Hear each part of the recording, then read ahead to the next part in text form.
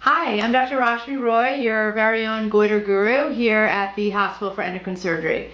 So today we have a goiter where a patient had it for 25 years. So this is a 69-year-old woman who contacted me from Texas. She knew about her goiter. It was first discovered in 2000, so 25 years ago. And she just watched it grow. She would see doctors and they said, well, if it's not bothering you, you don't need to worry about it. And so she just kind of went on with that mentality for 25 years until she finally was having symptoms that were so severe that she could not lay down in bed. She needed 3 to 4 pillows to just prop herself up, otherwise she could not breathe.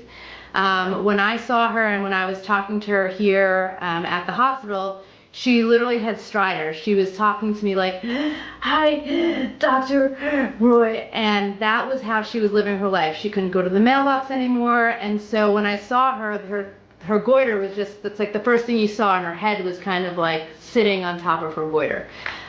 So let me show you what this looked like in the operating room. Okay guys, so here we are in the operating room. This has been completely detached.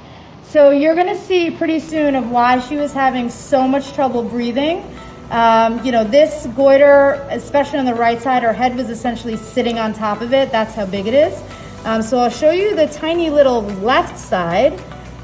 So just this little portion here, that's her left side. This is her whole middle side.